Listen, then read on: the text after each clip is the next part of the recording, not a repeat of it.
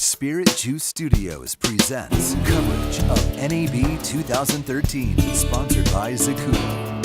Hey, this is Rob Kasmark with Spirit Juice Studios. I'm here with Tim at Canon talking about the cinema line you guys came out with in the past 18 months. Talk a little bit more about that and what you guys are looking to do. Well, I mean, we're looking really to support the cinema and television community, and like you said, in the last 18 months, since November 3rd of 11, when we introduced the C500, we've now since produced 11 cinema lenses, including a set of primes, as well as 2 different sets of cinema zooms, and we've made 5 cinema cameras, 2 of them in 4K. Yeah, let's talk specifically about some of these cameras, because you talk about the 4K camera.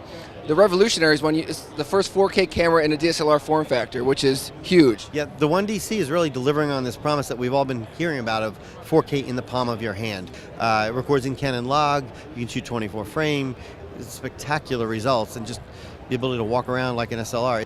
It really is take the 5D2 phenomena and sort of kind of puts it on steroids at 4K.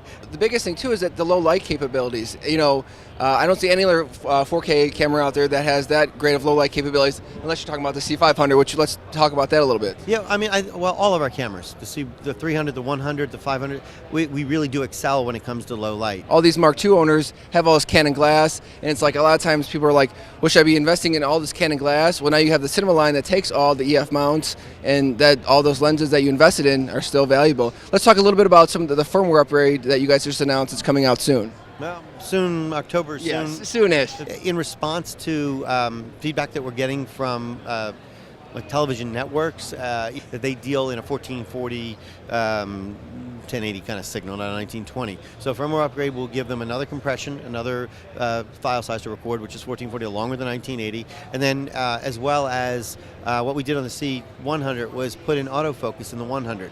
So that's great. And also the other thing is the magnification. You know, be able to adjust it with the joystick, so it's not just pitched into one spot. Yeah, I mean, we can do magnification, but now it magnifies to center. So you'll be able to move that magnification to maybe where your focus point wants to be.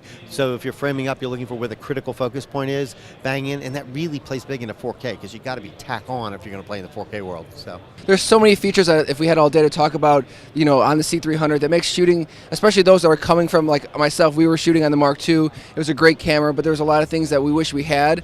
And the C300 really fulfilled all of our needs for it. And again, it's in the same line, the C100 and C500 as well. And so excited about this firmware because it just keeps expanding on all those great features. Thank you so much for your time. Where can people find out more information on all the stuff that Canon does? Yeah, well, obviously the website works. It's www.canonusa.com. You can get us there, or canon.com. There's lots of places to go in there. That gets you into a very big site. You just kind of click where you want to go, whether it's printers or cameras or whatever, and take it from there.